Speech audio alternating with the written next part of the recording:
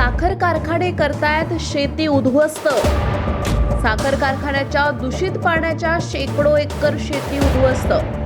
पिण्याच्या पाण्यासह विहिरी तळ्यात घाण पाणी।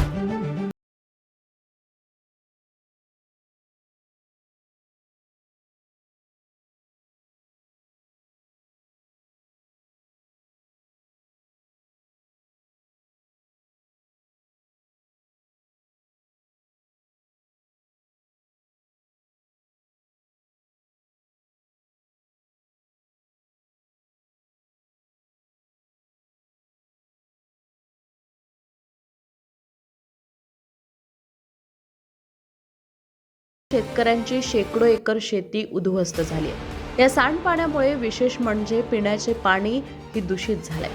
स्थानिक शेतकऱ्यांच्या आता पिण्याच्या पाण्यासाठी देखील हाल सुरू झालेत। या सांडपाण्यामुळे साखर कारखान्याच्या परिसरात अतिशय वाईट स्थिती निर्माण झाली आहे। त्यामुळे लोकांसाठी उभारलेल्या सहकारी तत्वावरील साखर कारखान्याचे सांडपाणी आता शेतकऱ्यांच्या मुळावर उठल्याचं पाहायला मिळतंय। तुम्ही या ठिकाणी ज्या ठिकाणी उभा राहिला आहे त्या ठिकाणी पाठीमागे बघताय ते विठ्ठल सहकारी कारखान्याच्या डिस्टिलरीचं घाण पाणी आलेलं आहे। हे क्षारयुक्त पाणी 2005 पासून या ठिकाणी सोडण्यात येत आहे। आम्ही वारंवार विठ्ठल सहकारी साखर कारखान्याला विनंती केली की बाबा आमची शेती या ठिकाणी आहे, आम्हाला घाण पाण्याचं प्रक्युलेशन व्हायला लागलं आहे। त्यामुळे हे घाण पाण्याचं प्रक्युलेशन आमच्या फिरीला बोरला झाल्यामुळं पिण्याच्या पाण्याची आमची टंचाई निर्माण झालेली आहे। भविष्यात आमच्या गावचा पाण्याचा प्रश्न उद्भवणार आहे। विठ्ठल सहकारी साखर कारखान्याचे सांडपाणी हे कारखान्याच्या मागील बाजूस आढीव गावच्या शिवारात अर्थात सुमारे 150 ते 200 एकर शेतीमध्ये घुसले आहे।